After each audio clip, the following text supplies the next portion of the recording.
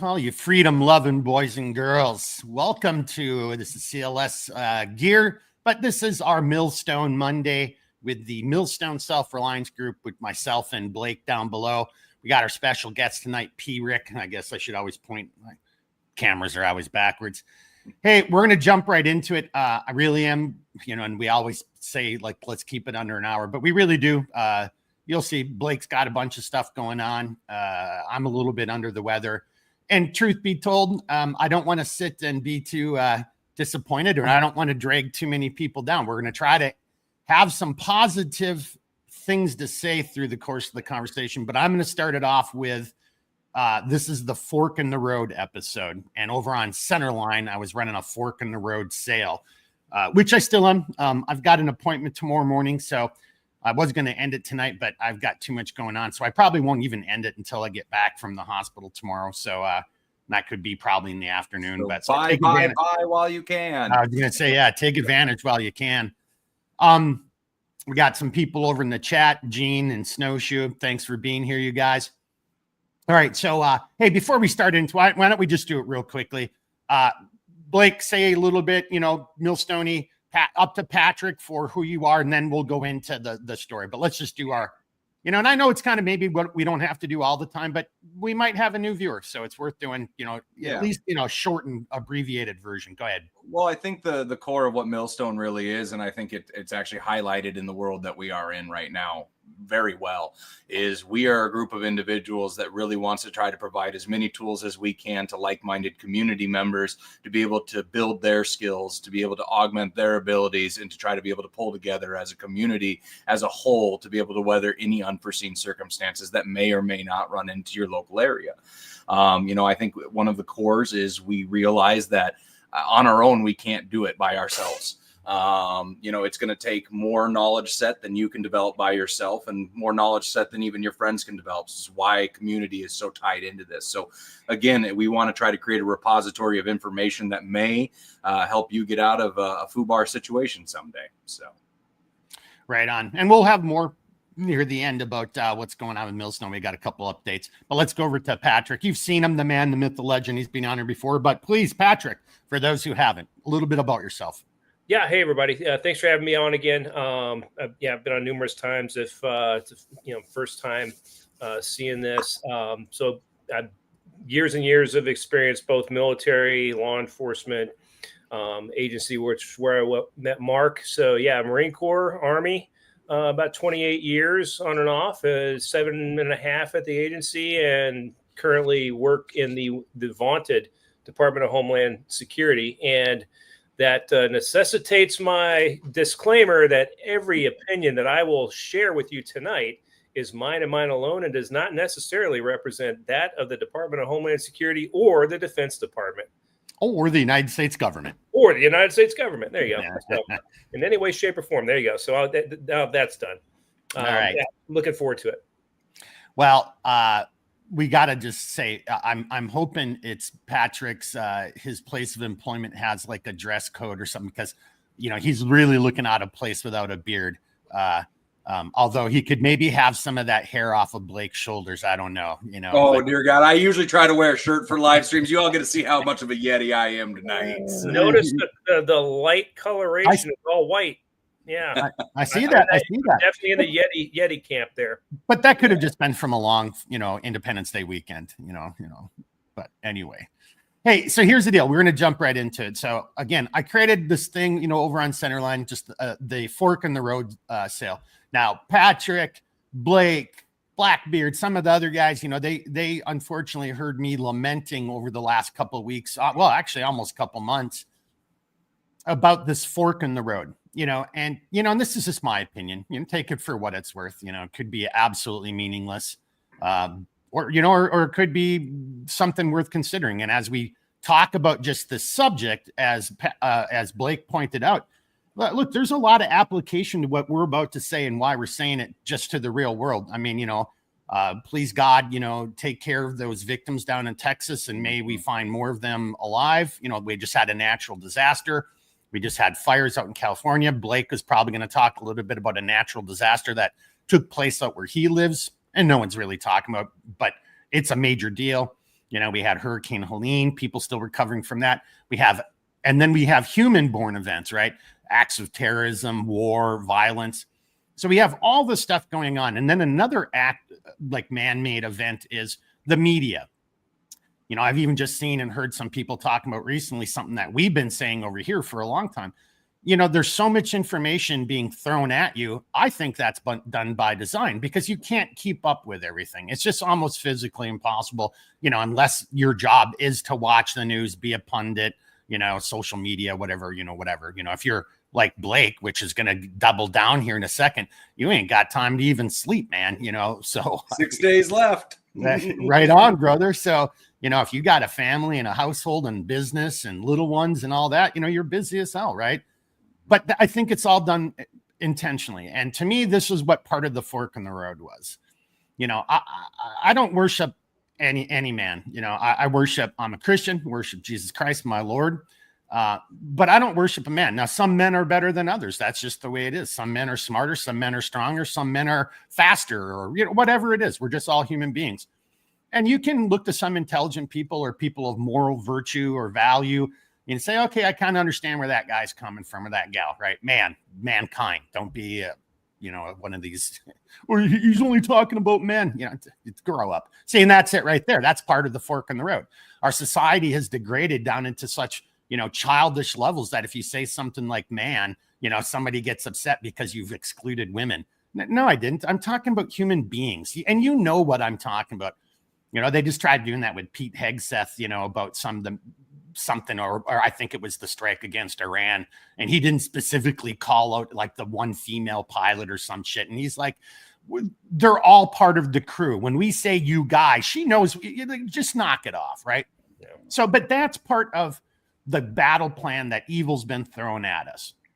Separate people, break you into individuals so you don't have faith, you don't have community, you don't have responsibility, or consequences for your actions. The internet, anonymity, blah, blah, all the way down the road. Our politicians, if you voted for Trump, I voted for Trump. I don't mind saying it, but I haven't always voted a certain way. I voted for Bill Clinton way back in the day. You can yell at me all you want for that one, but George Bush Sr. had just come out of the Gulf War and was sitting on his laurels and wasn't doing anything. It's like, well, if this guy's not going to take that momentum that he has and run with it, well, then it's time for some new leadership, right? So what I'm just trying to use by that is an example that I'm not, a Trump fan or whatever. Trump's a Democrat. He's not a conservative, he's been a Democrat his whole life. So, MAGA, you can call MAGA Make America Great Again, but you could make that argument that also means Make America Great Again, according to a 1980s Democrat. Which, that's better than what we got right now from both the Republican and the Democrat Party. But at the end of the day, he's the commander in chief. He's our leader. And we've got all this strife, this dissension, this animosity taking place, not only in our culture, but it's the same in other cultures throughout the world within their confines of their borders. Oh, that's right. See, there's one. Everybody gets borders but America. So you see what I'm saying? We've been going down this road for so long. And this is now coming to a head, under this new Trump administration. No one's still talking about half the stuff, was the election stolen, who was running the auto pen, because these stories keep coming so fast and furious, they're already out of the news cycle. But based on those things, again, going back to the boys and what does this mean, the fork in the road, it was kind of like some of my final dots on the wall painted a picture that I wasn't very happy with. And I'm talking to the boys and I'm just, like, hey, look, I there's only one way I see us coming out of this and taking the path that leads us to freedom and in liberty again. And that's still going to be a hard struggle. Like, no matter which path we go, my argument is, we've still got hard times ahead of us. We had too many soft men, creates hard times. We're not anywhere near out of the hard times. There's a lot of heavy lifting each and every one of us needs to do. But I want to see humanity take the fork in the road that takes us towards some sunshine and some good water and, and better community and everything. And to me, I think we just had reached that moment in time where the only way this was possible is if during the 4th of July, again, the guys can attest this, I'm not making it up. Like, because he's a showman. And, he does it. He addresses the nation. Maybe he even does it on the 3rd, and he's got the right to do that. He addresses the nation. He talks about how great America is and his, and his plan and the way forward and how great tomorrow is. And then the following year is our 250th anniversary and da-da-da. And then he ends it with a zinger. And by the way, right now, federal, state, local law enforcement are conducting raids countrywide, and we're arresting politicians who've been accepting money from foreign countries. We're arresting people who knowingly covered up, all the information, medical information about, the COOF, and then, knowingly violated your constitution, and et cetera, all the way down to something that I feel very important is Epstein, and that we have so many affluent people who were, young women were being trafficked for sex with all these individuals. Whether it's an intel op or not is irrelevant. Yeah, there's lots of problems that we need to fix, but if we don't fix the big problem, right, then how can we be a constitutional republic? How can we have a rule of law? And this is already happening. So unfortunately, you can kind of jump ahead and see that I think when we took the wrong fork in the road, because he didn't come out and make that announcement. And then to my chagrin, today they come out and try to piss on our head and tell us it's raining. Oh, nope, he killed himself. There is no list, and we're moving on. Nothing to see here, folks. And I've heard all kinds of people try to justify this. Oh, he's using that information to blackmail the deep state. And this is where I'm almost done. You don't make a deal with the devil. The ends do not justify the means. You're just as guilty if you're not going to bring people to justice because you think you're going to, blackmail them with their illegal activities. Well, what have you done? I'll come over to Patrick, or anybody. You've committed a crime yourself because you in turn are now blackmailing somebody. You are justifying your evil actions and more importantly, you're justifying the abdication of your responsibility as your role, whatever your role is in government or society or humanity. You are not supposed to stand by idly and let these things happen. I think it's over, boys and girls. I think, and by over, I'll shut up here. It doesn't mean nuclear. I mean, there's still a threat of nuclear war. I mean, there's tons of that. That has not dissipated either. Russia, China, India, Pakistan, Ukraine, we still have all kinds of crazy things going. All these attacks against, law enforcement and ICE. There was a guy in Battle Rattle who tried to take out an ICE facility today, and there was a pretty good exchange of gunfire, and he wounded one guy and then was taken out himself. But you can see we've got this craziness, this virus that's infecting us. And this was the chance to squash it. Even if like half of the members of Congress, of our politicians went to jail, so be it. If they're guilty and they've been doing this, whatever this is, embezzling from the government, stealing your tax dollars, giving it to people who aren't even Americans, pushing, 4-year-olds know what their sexual identity is, et cetera, et cetera, et cetera. None of that shit is acceptable. And if you knowingly abide or allow an evil to be perpetrated, a law to be broken, and use it as an excuse for your own political leverage and power, and ain't nothing good ever going to come out of that. All right, I'm going to turn it over to whoever wants to go next. Well, I'll just jump into that real quick. Yeah. Because, I too voted for Trump this time, and I did it under the pretense that I felt one of the most important issues of our time was to try to get to the bottom of the situation with Jeffrey Epstein and the blackmail network that existed around him.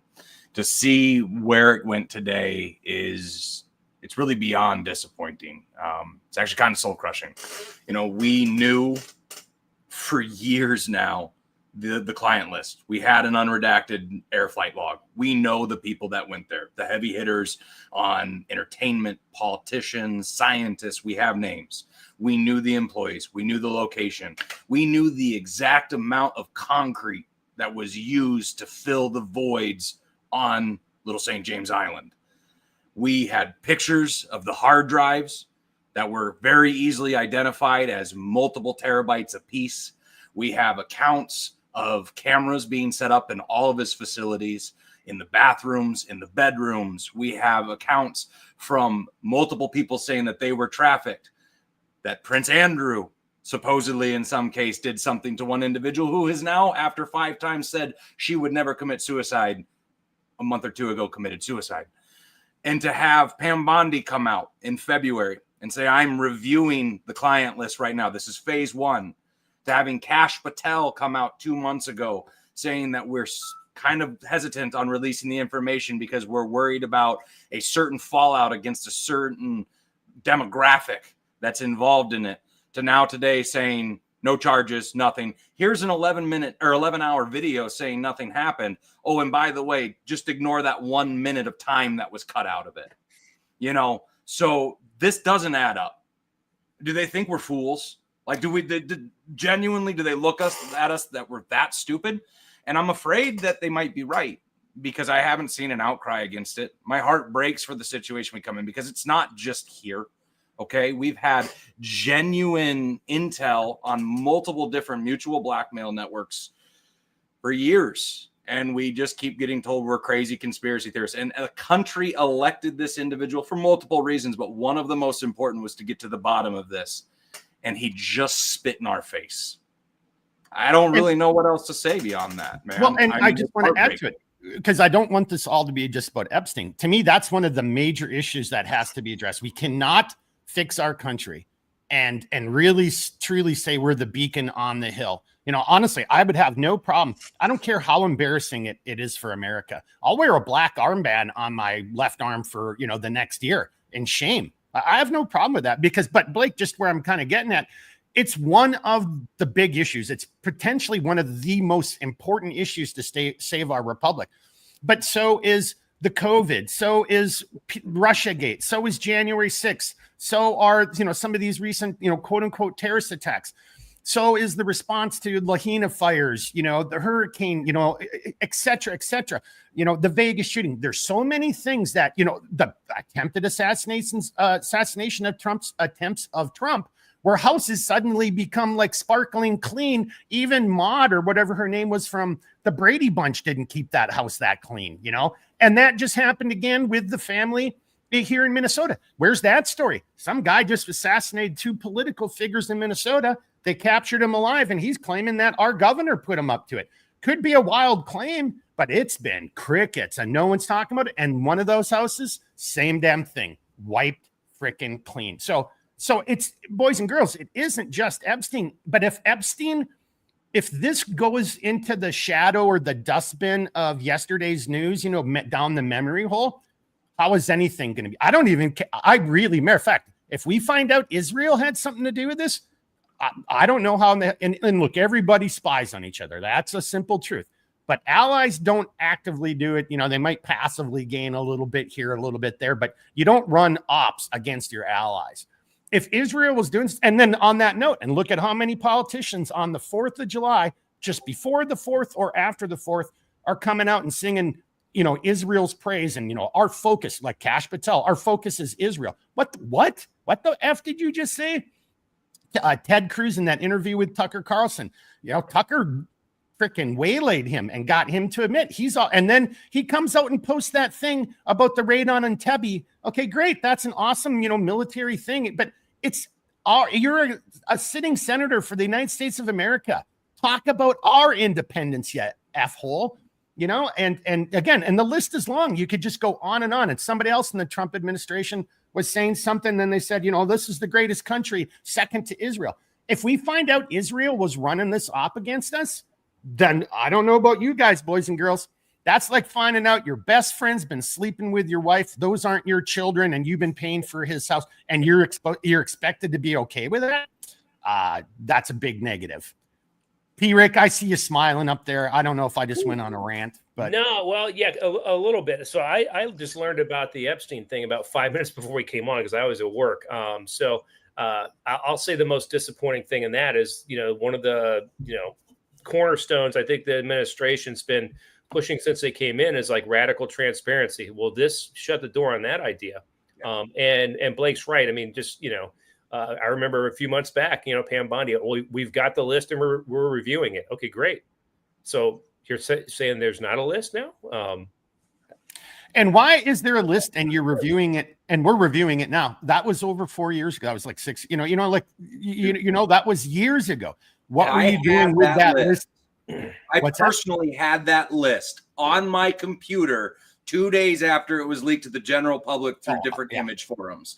And it was then guaranteed or actually confirmed to be the real deal a few years later when the government's like, yeah, the notebooks are real. I mean, and this keeps happening over and over and over again. Why is it that we, the people, have access to all this information, know it's legitimate, and yet we still go along with the lie from the state saying, it doesn't exist, look over there? Or this is nothing abnormal. Yeah. Parents of, attempted assassins, they scrub the whole house down. The FBI cleans up a crime scene, again, bodies are cremated without parental consent, or autopsies aren't conducted and etc. Or the autopsy is conducted. You can go back to the Summer of Love, but then you've got public officials who lie about the results of the autopsy results and create and sing another narrative because that's what they really want to see happen. It's been intentionally about fomenting of creating the further breakdown of our society. And again, I'm black-pilled, matter of fact, I'm so black-pilled, I'm jack-pilled, if you remember that episode with Jack from Black Scale Survival. But no, there is no equal justice under the law.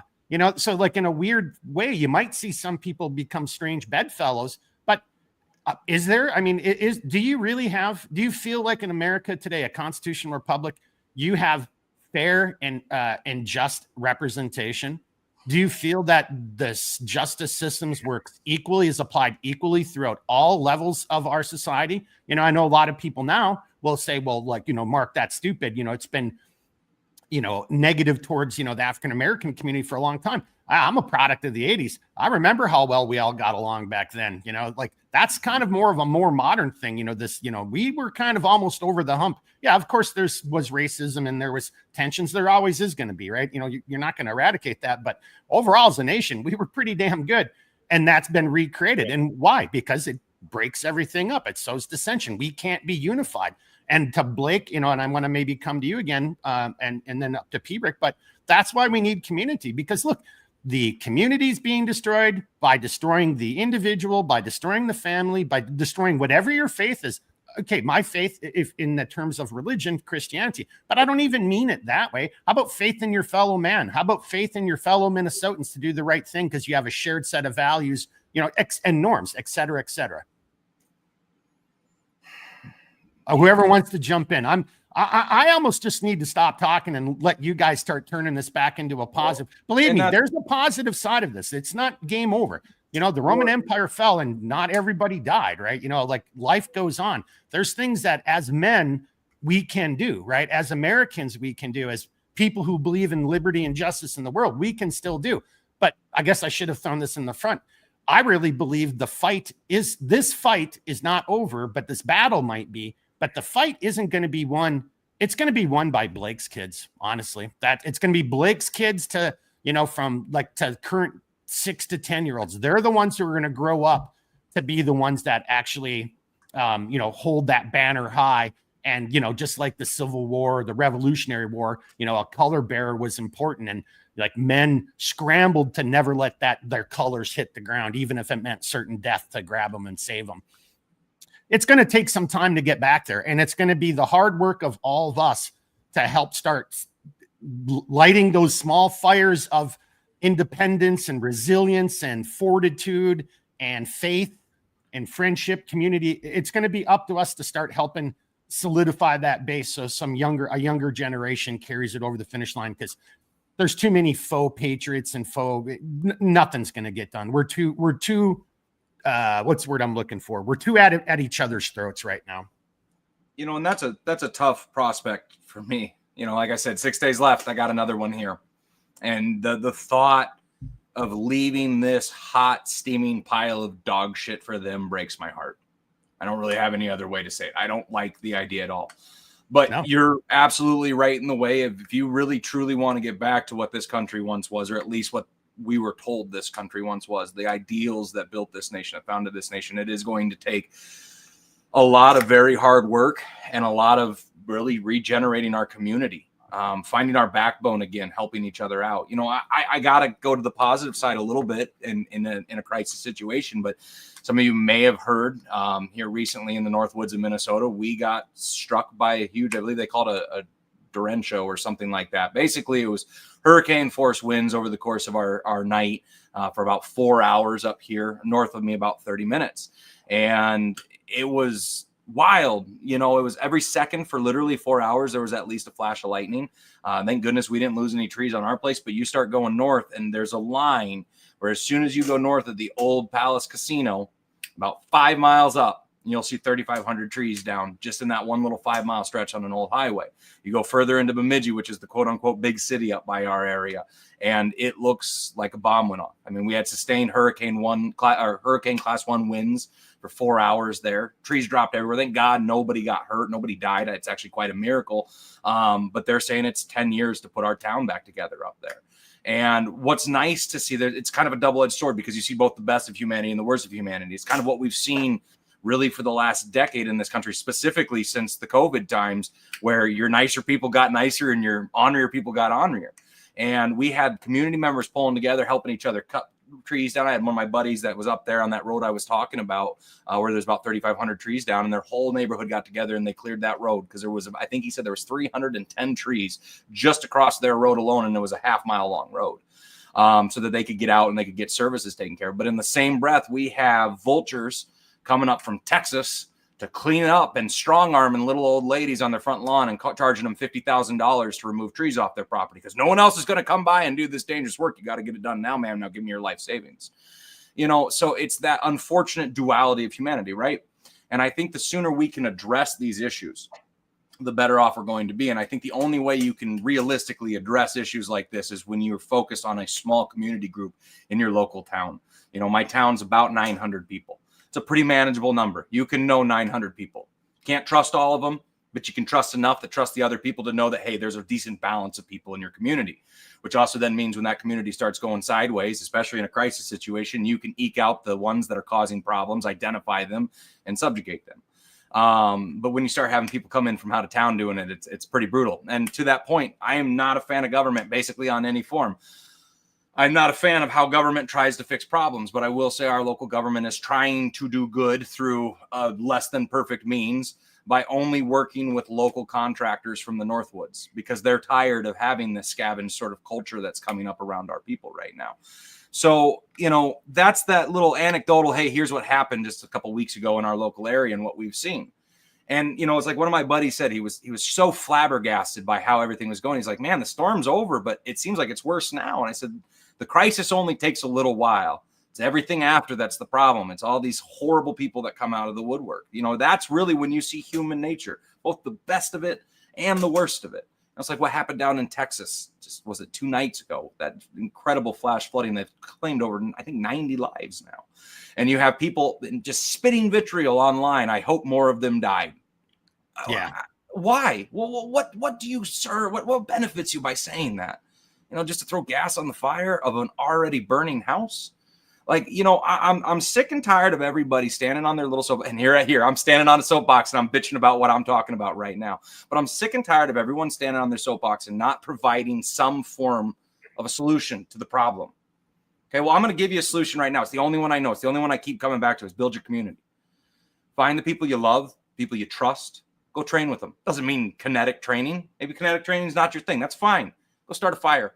Go camping. Go fishing. Learn how to learn first aid. Yeah, learn some first aid. Learn how to sew. Learn how to can food. Learn how to cook. Yep. There's just these are the skills that our ancestors for 4,500 years at least. Which I'd argue it's way longer than that, but let's just go with the accepted number. 4,500 years since hunter-gatherers. Okay, we developed a lot of skills in that time period that allowed us to advance to a civilization that we're at now. And then all of a sudden we develop technology and we throw them off to the wayside and let technology be our brain. Like, I'm not a Luddite. Okay. Augment your capabilities with technology. Absolutely. But embrace the old skills, embrace, I guess reject modernity, embrace antiquity, because I don't see any other way of creating a system that's going to be viable long-term that looks out for its members other than, again, a tribal situation. And I think we're seeing the nation crumble around us. Call me crazy. I think we all see it, though. You know, daily in the news and the things that are going on. It's not good out there. I don't care what anyone has to say. I mean, shit, we almost had war between Pakistan and India that went nuclear. And then shortly thereafter, the Levant came into a complete conflagration. All the while, we have the Eastern Bloc still throwing things down each other's throats. You've got a power change that just happened in China. Now, that might actually be a good one for us because Xi's out. All right. He's got a Politburo over top of him right now. It sounds like these two new guys coming in. Maybe they're a little more Western friendly, but I still am not going to trust a snake in the grass.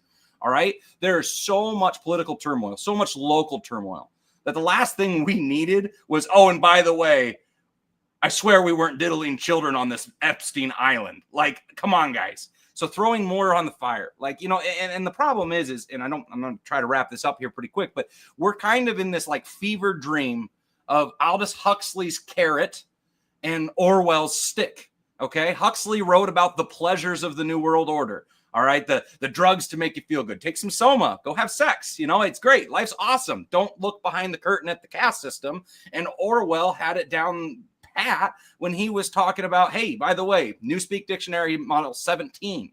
All right. We don't use these words anymore. And we've kind of come into this nexus point where these two concepts have both folded in together. And it's also interesting. If you look into their life history, look at some of the connections they've had with like the League of Nations and things like that. I mean, this is an old story under the sun, but we are in this pseudo weird cyberpunk dystopic world that's just starting to emerge.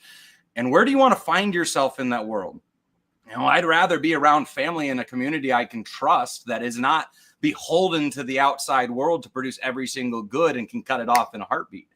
So call me crazy, but build your freaking community. I've said it a million times. I can't say it enough. And I will keep saying it until my dying breath, because I'd like to see a world where my kids don't have to be that standard bearer.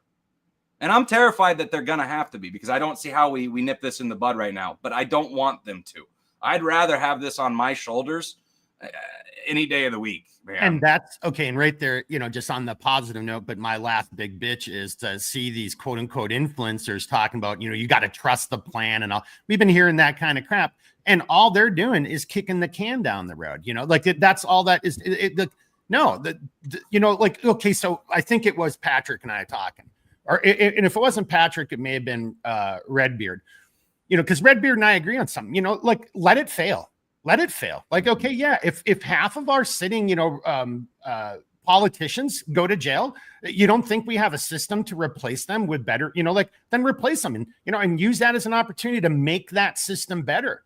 Plain and simple. What? Because we're afraid of what might happen to the markets, we're not going to hold people accountable for crimes against humanity. I mean, that's absolute bullshit. Plain and simple. So, you know, I mean, so, you know, again, so Patrick, I don't know if it was you and I talking about this, but no, that is not the answer. You know, the answer isn't to like, well, you know, and you just see so many people saying, well, just, you know, let it play out and do this and do that, you know, and their argument was, well, because if you like, let's just hypothetically say, you know, I'm the guilty one and Patrick's the, and then, you know, hey, but we could arrest Mark right now, but we're not going to do it because Blake might see what's going on and flee the country. So what? Then everybody knows Blake is, you know, probably guilty. They're gone. Now he'd be gone then, right? Yeah, like it's not a problem anymore. Here, there's two great things there.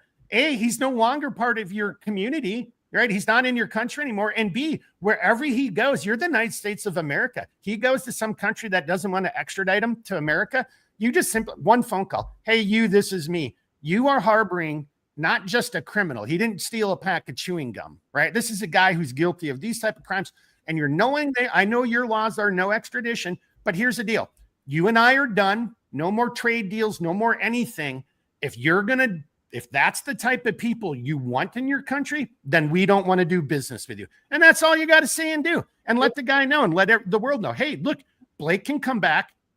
He'll stand, you know, like, again, not a two-tiered system of justice like we have right now, but like, no, he'll get his day in court. He gets due process and da-da-da and da-da-da-da-da. And if he's found guilty, he's guilty. And if he's innocent, well, then we look back and try to figure out why we blew that case, or maybe we didn't have a case at all, right? And we've got to then come to the American people and explain, no, we lied and made that up, or we didn't have a case and we botched it, or no, your judicial system is jacked up. And here's where I'm going to end it. I'm going to turn it over to P-Rick, because I know you've got a bunch to say. That judge who got arrested for interfering with ICE, anybody want to take this bet? She's going to go scot-free. They're already moving that stuff around and slow rolling that. They're going to get that case dropped.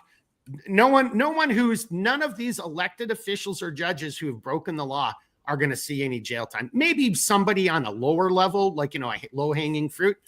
No one's going to be held responsible for any of these things that, again, go back to see my list and add the 20 things that I've already forgotten in the last 24 hours because there's so much shit going on. All right, Patrick, I want to bring it back to you and Blake to end because I need to shut up and lower my blood pressure. But seriously, I mean, we're not out of the fight, boys and girls, but there's nothing wrong with realizing you've got to perform a tactical retreat, get back into more manageable, defensible grounds that gives you the offensive or the ability to, whatever. You see whatever football or military analogy. We're not out of the fight. I'm just saying the fight, it was already going to be a fight anyway, even if society, in my opinion, took the path towards the sunshine, that was still going to require a lot of hard lifting. We, unfortunately, I think, have gone the other way. Again, doesn't mean we're all dead. I mean, there's still real world things that could destroy humanity, civilization, ending events. But putting that aside, we just got a lot of hard work to do. It can be done. Just because we lost one battle doesn't mean we've lost the war. I see some comments in here, and we just had Independence Day, and I did a couple little memes that I saw over Independence Day that I thought were funny. But the American military in the Revolutionary War, we were not winning battles, just like the North was not winning battles in the Civil War, right? But you don't give up. Keep thinking, keep moving, never quit. They just kept playing the long game, playing until they could finally get on some advantageous ground, take advantage of the enemy's mistake or, logistics, X, Y, and Z. They stayed in the fight, right? So on that note, I mean, because I want to, Blake, okay, maybe you, I see you waiting, but I want you and Patrick to kind of take us out in the last 20 minutes or so on that kind of stuff. So Patrick, maybe you'll play off of this then. It's amazing to me to think that when Washington crossed the Potomac, the reason it was successful and the reason we have a nation is because of a miscommunication between an officer and a German fusilier that was a mercenary and a card game being played that night. If it wasn't for that divine provenance, if it wasn't for a frigging card game, we wouldn't be a nation right now. Possibly, yeah. And that's the thing. It's these little acts. So when things get dark, because they are dark right now, remember there's always a spark of light in somewhere, some out there, some crazy circumstance that could happen to go down that can change the course of everything. So I guess my big point is just never lose the faith, never lose hope. We lose hope, we're done. The day you let hope die is the day that all of the future dies. So I guess that's kind of the thing. It comes down to a card game sometimes. No. All right, Patrick. Yeah. Why don't you take us where you want to go for a good, because you see what we're talking about here. Because Blake, and here, just without even Blake and I at the end, we'll probably talk just a little bit about Millstone and what we're doing. But I think Patrick's going to set us up, and that's what we're really going towards. It's like, yeah, okay, you got punched in the nose. We just lost this battle, but the war ain't anywhere close to being over, and you can't give up. Patrick. Yeah, so let's talk about expectations for a second, right? So anytime you're going to expect, a governmental entity to do right by you, the people, you're setting yourself up for failure. I've worked at local government, state government, federal government, military. Every one of them falls short. If you were to apply a corporate model and say, hey, what have you guys produced over the past quarter or the past year? Every single one of those groups would go bankrupt and people would have been fired. But it doesn't work that way. And that's why government is jacked up the way that it is, because people aren't accountable for their actions. Oh, well, so-and-so might not be a good manager, but we have to make sure that they're promoted and they have, upward career mobility, that type of crap. So, and that's everywhere. That's local government, every level. That's why you should never pin your hopes on the government. I've worked in government my entire life and currently doing that. And I'll 100% agree with Blake. I almost can't stand government. It's better to be on the inside to watch what's going on and try to steer the ship in a correct way. But there you go. That's that's it. It's crazy. So my little tagline says pro-American. Somebody posed me this question one time when I was at the agency. They're like, what does the country mean to you? And I said, oh, our way of life. They said, okay, be specific. What do you mean by that? I said, well, my family, my friends, my community. And they pointed something out that, yeah, well, you're not with those people right now. So, but it made me step back. So the idea of countrymen and community is really what everything's about. So the country is really us. And what you guys are advocating for is that's America. That's really America, not some person, who goes through an election cycle and then, moves on and hands it off to the next, corrupt person that was, good enough to raise enough money or to get paid off to vote a certain way. That's not America, right? Those are temporary placeholders, and we need to do what we can to hold them accountable. But I mean, that's really in the voting booth.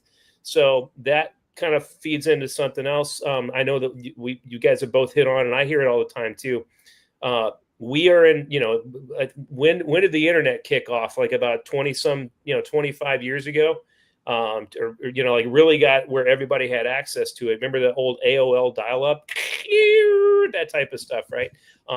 It wasn't the information explosion that it became like 5 or 6 years later, but we live in that now. So it's very easy to get like media overload, media fatigue, and have this wear on your psyche over and over and over. So I agree, the Epstein thing is ridiculous, and we feel betrayed by it. But it's not the end. It's just one more in a constant news cycle that keeps hitting you. The news media, I mean, they used to say, hey, look, a good way to fix the world is just like, let's take all the lawyers out on a boat and then fucking sink the boat. Media has become that now, right? Like, hey, all this, it's just constant. If it bleeds, it leads type thing. That wears you down. So you understand, like, hey, evil wants you to give up and give in and have no hope and say, we're doomed. That's it, folks. Oh my God, we're totally screwed now. Never, ever, ever is that going to be true, because as long as you have faith and you have family and friends and community, you're number one, you're always going to be viable, and you're always going to be, in the fight, so to speak. And we need to make sure that we're picking everybody up and keeping everybody, focused on what we can do versus what we can't do. Hey, before you go any further, just real quickly, I want to parrot that. I mean, that's exactly right. That's probably your most casually producing weapon in your arsenal right now, is what you just said right there. Mm-hmm. Better than anything else. That's it. It's us. It's not the government. It's really us, and that's the way it was designed to be by the forefathers, right? I'll read this last piece off. So this is inside the military cathedral in Luxembourg, which is where General Patton and a lot of the guys from the Battle of the Bulge were buried. And I thought that this was an awesome thing that was put up. And I've never had any tattoos on my body, but if I do, I'll put this on there. But it said, "Grant us grace fearlessly to contend against evil and to make no peace with oppression." Sometimes oppression comes in many forms, right? It can be media, it can be politicians, it can be your own fellow countrymen who have been brainwashed. Oh, you can't say that. Well, I'm sorry, I can say whatever I want to. You don't have to agree with it. You don't have to believe in God the way I believe, but you can't tell me that I don't have the right to believe in God. That's freedom. So I'm not going to kowtow. I'm not going to apologize or be nice when it comes to that, because now you are infringing on me. You are stepping on me. So keep that in mind, folks, that the freedom begins here above everything else. Some of the freest people in history were locked in a box. There you go. So I got to throw this out there because I like how you did that. It's all right up here.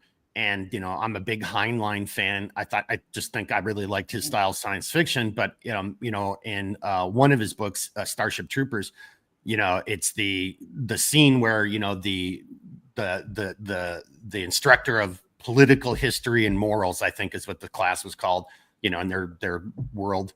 And somebody says life, liberty, and the pursuit of happiness. And if you just think about that, only one of those things can never be stripped away from you. And that's what Patrick just said. And that's just, the pursuit of happiness. As long as I got this, as long as I'm up here, I could be in a dank cell in, Vietnam with leeches, like, Rambo getting cut up all day. But You know, as long as I still got this here, and that's where my freedom resides. That's why I really like what you just kind of said there. Your life, you know, your life can be taken away. What are you going to do when a lion attacks you, or unfortunately a 30-foot tall wall of water comes sweeping through your house? You can't argue with nature and say, hey, I have a right to life. That's not it. And I know maybe they meant it in a different way, like no man can go and just arbitrarily take another man's life. But that's not true, because it does happen. That's called criminality or violence or what, you know. So no, it's this. So I really like what you said right there, Patrick. Hey, real quickly, guys, because I do want to keep this to an hour. Let me just read. We had some people comment. Let me just do that, and then I'm going to bring it back over to, you know, whoever wants to go next, Blake, Patrick. But we're at about 45 minutes, so we got about 15 minutes left. But here we go, just real quickly. We had Gene, woo, and then we had Snowshoe checking in. Gene saying, good evening.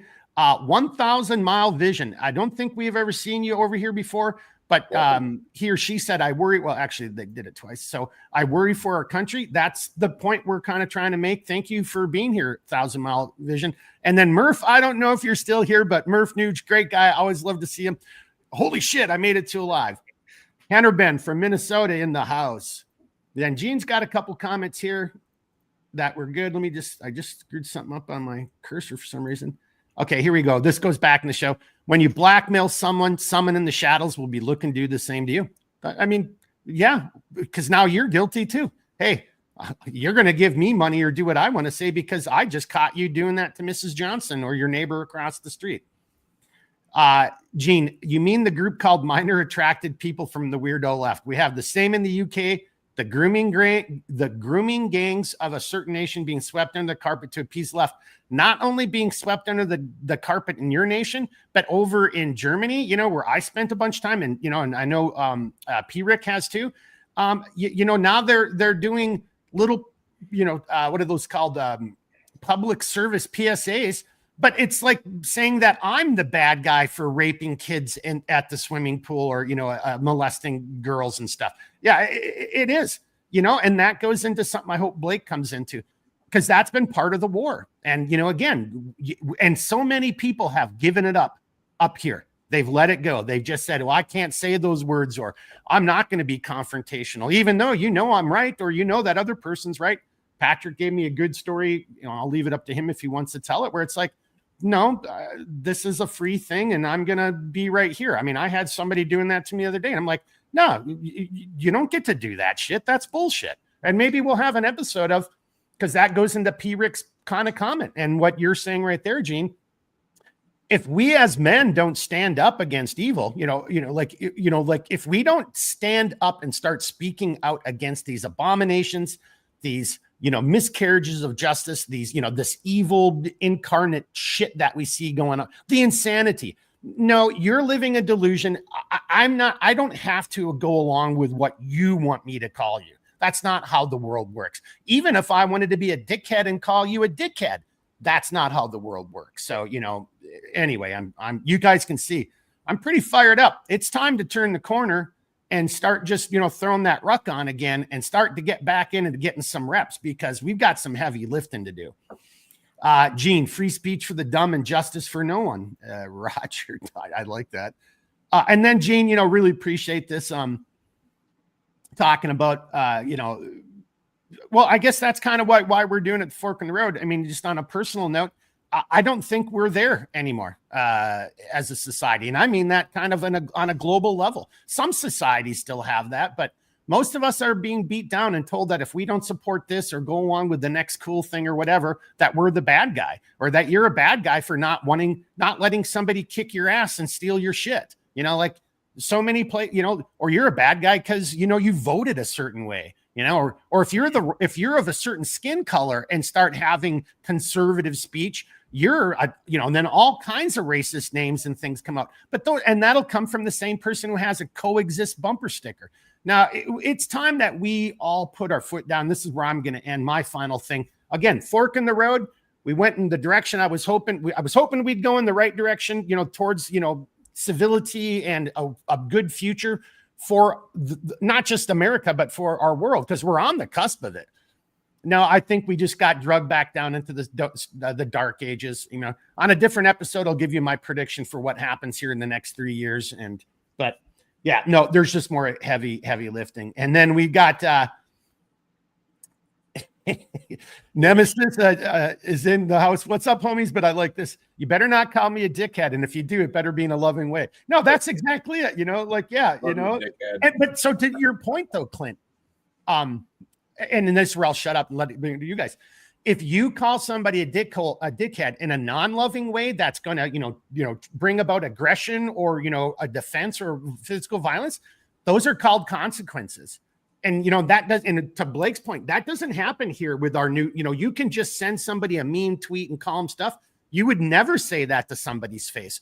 But we're starting to see that our society thinks that what you do in the anonymity or the ether of the internet is also applicable in the real world. I had a guy pull out in front of me not too long ago. I know this is a small little example. Pulled out in front of me, knowingly pulled out in front of me. And all I did was throw my hands up because, you know, after I got on my brakes and avoided a collision, and then he flipped me the bird. You know, it's like, yeah, you're right. It was my fault, you know, but anyway, and I was going like 55, right? So it wasn't a small minor thing, but that's just it.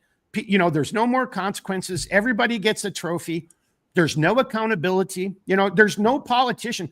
You know what? This is my final one, you know, because this might get a good chuckle out of Patrick because he knows it because we both worked there. What Hillary Clinton did with the emails and the server and her devices, if I would have done anything, if I would have done that when I was in the agency, no ands, ifs, or buts about it, definitely in jail. If I would have done 1/10 of what she did, best case scenario, I would have been stripped of my clearance and never been allowed to work in the IC, the intelligence community, ever again. Plain and simple. So, but we all just did, and Comey says, you know, oh, but no one would have ever filed charges against her. Are you fucking kidding me? So again, two-tiered system of justice. That's one of the first things that we've got to start breaking down as men of the West, as Americans, and start calling out the bullshit and not being shy. No, you're a lying piece of POS. Yep. No, you said that, Bongino. No, you said that, Bondi. Oh, you guys are covering up for something. Oh, but no, you guys are committing an act of evil in order to justify what you think could bring about good. Nothing good will ever come about by using the enemy's weapons. That's right. Never. No, and I'm going to just jump in real quick. And then Patrick, I want you to take this because we got you on here and I want to hear your opinion on it. But everything before you do it, because I saw, yes, Clint, there was a homeless dude outside. He needed a shirt, so I had to give him one. No, I was in a rush getting here, man. You see my daily attire right now, and you can see why I wear it with all this frigging fur everywhere. So anyway, here's my opinion when it comes to confrontation. It needs to be at every facet of society nowadays, not just on the high-end political spectrum that we're seeing and we're talking about right now. It needs to be to the asshole on the street. The reason we're in this condition right now is because not enough people have had their nose broken from the consequences of their words. I mean, it's really that simple. We don't have the spine to call people out publicly for when they're wrong anymore. I'm going to we let people openly go into stores and steal stuff. Oh, I know. It's unbelievable. You brought up Heinlein. Heinlein hit this perfectly. We've talked about this before. Read the first chapter of Starship Troopers.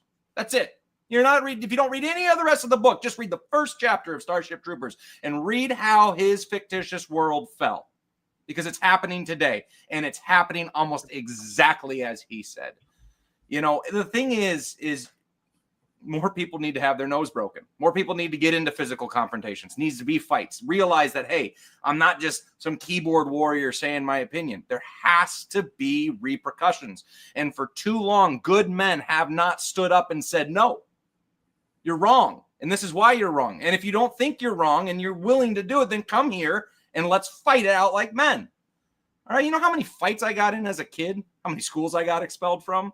You know, my kids, when they're a little older, if they even just get in a pushing match on the frigging playground, they're going to get in trouble. What kind of world is that? You know, we used to literally let 14-year-old boys beat the shit out of each other to get to the top of a pile of cheese in Sparta. All right. And this was just how humans are. We literally crave confrontation. And without it, we go insane. We are damn good at one thing on this world, and that's kicking the shit out of each other.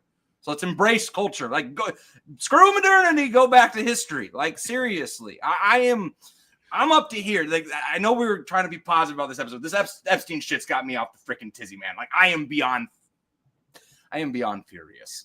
And it breaks my heart, because since the dawn of time, we have been passing our children through the fire of Moloch. You just think because we have computers now and bigger governments, we've somehow gotten outside of that kind of cult worship? Bullshit. You're a fool if you don't think so. We are not some high, mighty species that's evolved beyond the most degenerate parts of our culture that have been around since the dawn of antiquity. Okay? So grow up, realize that this is the world we live in, and if you really want to make a fucking change, then be the change in your local community. Sorry about swearing. Amen. And of course, that's not directed at any of you guys watching this. I mean, if you feel offended by it, maybe there is some truth in it. I mean, look, I don't know everybody who watches this, but I know most of the people are in the chat, and I know you guys understand what we're talking about. We're not directing this at any one person. And see, there, just to Blake's point, why did I even have to explain that? Because that's the world. Somebody said, "Oh, I can't believe you said that to me." Did you think I said it to you? Well, gosh, I said it to you. True? You got a problem, sweetheart. Yeah, right. All right, Patrick. Yeah. So yeah, I agree. I think that it's incumbent on every person. I would say Americans, but I'll extend this to Gene and his folks in the UK. Pretty much anybody that's a good person, that's freedom loving, and if you love your country and you love like your community, hey, you probably should be of this mindset. But you need to have the ability, used to back in the day say, oh, men should have this, and it's been weaned out, right? But the ability to have conflict, a physical conflict, we've shied away from that. I teach, and I've been teaching combative self-defense, whatever you want to call it, for going on like 15 years now. And the one thing that always comes to the forefront when you start doing this is we start teaching the psychological piece up front, because everybody wants to learn cool techniques and tricks. That's fine. But if your mind isn't committed to doing harm to another human being, then it's not going to happen. So to quote Tim Larkin, who's another really good instructor, he's like, hey, violence is rarely the answer, but when it is, it's the only answer. And if you don't have the capability to deliver that, well, then you're not really a capable human being, and you can be run over pretty easily. I mean, Jordan Peterson talks about this too, kind of like feeding off that same concept, is like, hey, a good man is somebody who's capable of violence and is dangerous. They just know how to control it. And that's 100% true. The keyboard warriors, the people who are passive aggressive, that kind of stuff. Well, you know what? You can get away with that for so long, but when that day comes, you're going to pay a heavy price, because your mouth is outpaced your physical capability. So there's that. There's just a lot to this. If we look at just society in general, I mean, I think if we spend more time, just like we've talked about, making each other more capable in different facets, I think that's going to make the major difference. I think that's what, if anybody's watching this and thinks, hey, oh my God, hey, everything seems like, we're beyond the pale, we can't recover this, we're screwed. I hope that's not the thought process. We can, and it comes down to you, the individual, and what you're capable of, right? The last thing I'll throw in there, because I saw Clint chime in there, made me think of a guy that I was friends with back in the 20th group long ago, and he said this. He said, no one can make you feel bad without your own consent. So if you hear things in the news, oh, hey, you're a certain skin color, or you're a certain demographic, or whatever, you're bad, you're this, you're that. If you believe it, then you consented to that at some level. That's where I talk about the freedom coming from your mind. You have to be, completely independent in your head and have critical thinking and the ability to say, no, I 100% disagree with that. That's wrong. People are losing that. It's basic assertive communication. But if, think about if you get a bad meal at a restaurant, I'll send it back in a heartbeat. Some people, oh, well, I don't want to offend them. Like, I didn't order that. Like, I'm sending it back. But some people, I mean, that's what I'm saying. It's been weaned out. We need to get back to just, I just call it, hey, we're being genuine. Let's be genuine with each other. That way, hey, if I give you a compliment, I 100% mean it. If I insult you, I 100% mean it. And anything in between that range, right? So I think that's what we need to do as far as, individual, communication. But yeah, take a look at what skills everybody has. What can you share or pass on? Or, hey, what would you like to learn? And I think there's like-minded people out there that would be willing to offer that and help out, a lot of times free of charge.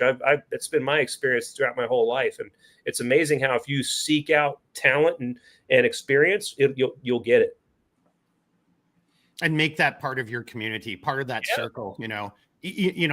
We don't have Learn Me Something over here, but we were going to get him on, and maybe Blake, we'll talk offline. Maybe we need to do another episode in like a week or 2 weeks as a follow-up, just to see how this goes. And we could use that time to talk more about our stuff. But I just wanted to say, to Patrick's point, I don't want to do too much of the story. He was going to come on and talk about it, but I still don't have his permission just to tell you guys what he told me. But he just did some schools, right? What you're kind of getting at. So he sought that out, spent money and took time, away from his family, whatever, to go and learn how to improve himself. And there's some really interesting details to that he shared with me. So again, Blake, maybe we need to bring out, because Patrick, you've got to do it, and don't be shy about it. Right. And just on that note, conversely, don't be afraid to give a compliment, not over, that's another thing we've done. Everybody's, shut up, man, stop that. But when somebody really does do a good job, don't be afraid to, reward that. Or don't be afraid to, just do hey, somebody's going through some trouble and trauma, whatever the case is, kind words shouldn't be fake. A hand on their shoulder, or, give them a hug. None of that should be fake. Why do we, again, that kind of stuff has been beaten out of us. And I think we need to get that back. And part of it is because it's the other side of that coin, is what I'm trying to say, to set you guys up for the end. Be prepared to flip that switch, turn it to 10, and you're going to get what you asked for. And then the other way around. But I also know, because I'm well-read and I'm articulate and I'm polite and I understand, courtesy, and, this person's in distress, and, they're a human being, and I can have some empathy, and I can at least not, like what they're doing right now in Texas, like not the people of Texas, all the horrible people, rejoicing and regaling in the death of children. You guys can all burn in hell. So see, they're on that. You got to start fighting fire, boys. So Tolkien was probably one of the most influential authors of my lifetime.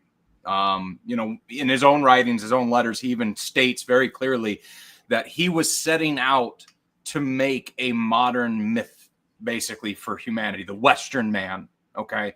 And if you look at the male figures, all right, because predominantly our audience is male, we're men here talking about manly things, and you don't have to be a man to encourage and embrace these things as well. But if you look at the figures in his books, they were strong, but they were also compassionate. Okay. When something horrible was happening, they'd stop and they'd talk to the person that was on the fellowship with them and go, hey, what's going on here? They would show compassion. They'd show love. They'd show care. All right. We don't just need to be these autonomous, fighting, nose breaking, killing machines. In fact, we were never meant to be, because that's not a whole human. A whole human is someone that's going to lift up your fellow man, build your community, willing to sacrifice for it beyond just laying down their own life to defend it. There's so much more, so many more facets to what it means to be a good man, truly a good community member, than just willing to die for your community. And it's in these moments of compassion, helping somebody out that needs it, talking to them, maybe just listening. All right. And we need to get these concepts back into our conversations, because I don't know about you guys, but there's a lot of you out there, myself included, that sometimes I feel like I'm on an island by myself, and it is damn good to have someone to just have you listen to you, talk to you, whatever it may well be. C.S. Lewis is another prime example of it. We had. I'm just sorry. I brought it up because it's exactly what you said, just said differently. Yeah, and it's just it. We had a generation of unbelievable authors that were giving us a new template to try to bring back what we once had. Like I said earlier, we've always been passing children through the fires of Moloch. Okay, that's that original sin. Will be with us forever. but there has always been a beacon on a hill. There's always been a resistance. And I don't mean in the pop culture terminology of be the resistance today. We are going to take down the Imperials. You know, that's shenanigans. The true, real resistance, raising your children, being as free of a man as possible because you're as dangerous of a man as possible. Having that sword sharp but sheathed, your horse bridled and ready to ride. That's what meek means. You know, and we've gotten away from that. You know, it just doesn't mean you have to be some bloodthirsty savage. And it's quite the opposite. In fact, it takes strong men to hold back those foreign hordes. And I don't know about you guys, but I'd way rather be a warrior in a garden than a gardener in a war. You know, I mean, and that's at the end of the day, really what we're talking about with community. It's building up an apparatus around you that you can lean on in your time of need and that your country can lean on in its time of need. And the more of these we can build, the more spread out they can be, but tight knit together they are, the better chance we have at standing and weathering this storm. But if we sit on our laurels and we do not act, then we're going to be lucky if history remembers this time period. Yep. True statement. Yeah, that's unfortunately probably very true.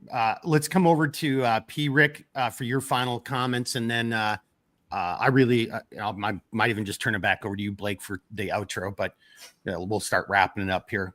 Again, boys and girls, we're going to have to do this again in a week or 2 weeks. There's so much that we wanted to talk about again, and I don't want this to come across to echo what these two great gentlemen just said.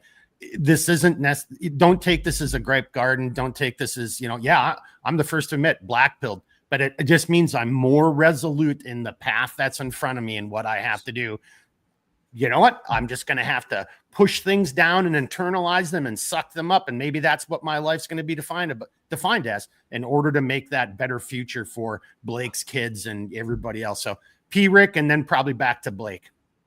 Yeah, I'll just end it with this. This kind of comes from the infantry days and my time in the Marine Corps. Is like, this idea that, hey, you're going to possibly end up on a battlefield and one of your teammates might get shot. You have to go get them because it's part of our creed, or that type of thing, right?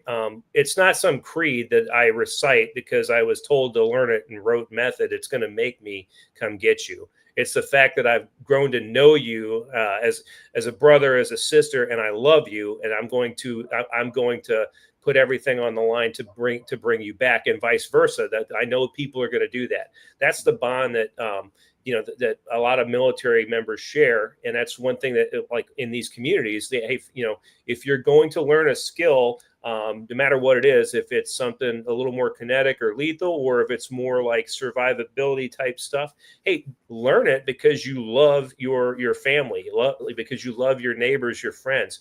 That's why to do it. It's not just like, oh, I think this would be kind of neat in this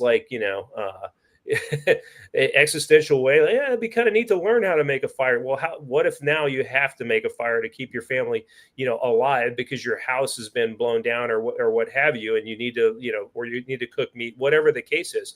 We can throw any subject in there. Do it because you love your family and you love your friends and community. Blake. Well, I would say, I just had this thought actually while you guys have been talking here. How fortunate it is that we find ourselves in this time we're in today, because it's very rare in history you're given a clear path on what to do. And I think our path is pretty clear right now. If we actually give a shit about the future, these next generations and everything, then we have to change. We have to do something different. I think our ancestors showed us a pretty good way of doing that. I know I sound like a broken record about community, but at the end of the day, I don't think really beyond faith, we have nothing else. So just keep trudging forward, build your skills, build your community, pray for change, but you got to be that change. You can't just sit there and hope some white knight's going to come riding up over the crest with 10,000 soldiers to save your ass. You are that soldier. I mean, I don't really have anything else to say, I guess, beyond that point. You just got to be that change. Mm-hmm. Well, thanks for everybody watching us live here tonight. Really appreciate the comments. Appreciate you taking the time out of your lives to be here. I really do mean it, and we all do. I know I can speak for the guys.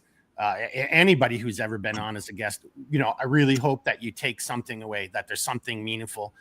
that, you know, even if we didn't say it directly, but it caused you to think about something in your life or a friend, you know, or a situation you've been in, because I think this is the time. Matter of fact, you know, if you study some foreign languages, you know, you start breaking down your own language a little differently. Think isn't the proper word for this. As Blake just said, we're in that moment. You know, this is that time. How, and as Clint said over there, life is 10%. Life is 10% of what happens to you and 90% how do you react to it. Well done, Clint, because that's it. This is that time. How are you going to react to it? Are you going to rise up to the challenge? Be that, you know, be that man, be that figure, that voice of reason, that incredibly dangerous but calm, compassionate, you know, empathetic. You know, you guys see what I'm saying. I'm not a speech writer and not really have ever been any good at that, but that's it. Blake nailed it. This is that time. Or you can go in the other direction and think these guys are all a bunch of goons. They've got really nice beards, but they're a bunch of goons. And, you know, you're just going to ignore it.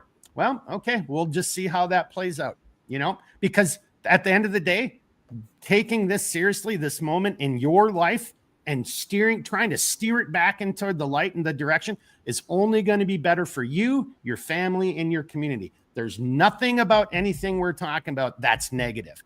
What, being better physically fit, being better at tasks, like, you know, Blake said, being better at preparedness, being better able to, you know, to support your family, provide for your family, your community. Yeah, those sound like some pretty horrible things. Learning those skills sounds like a complete waste of time, right, boys? The grocery store will always have food. Hey, come on, man. I don't need to learn how to hunt. They sell cows at the grocery store. Yeah, it comes in cellophane. Like, how do you even hunt something wrapped in cellophane anyway? Like, all right. Anybody last alibis? Otherwise, we're going. I think we're God good. bless you all. Yep. Thanks for being here and listening to us. I know we're just some talking heads on the internet. Many of us have never met in person, but I care. I know we all do about each and every single one of you. Keep your chin up. Keep fighting the good fight. This isn't the end, but be that beacon on the hill. So.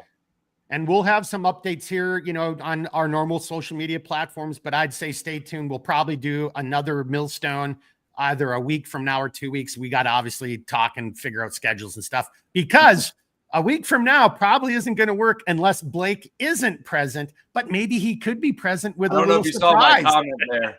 Millstone, the maternity ward edition. A special edition. Yeah. Oh, my wife would have me by the balls if I was doing a live stream in the hospital. All right, everybody. God bless everyone. Thank you for being here. Really mean it. Hats off to Patrick, as always, for stepping up. I mean, great guy. And stay tuned. We'll have some more information coming.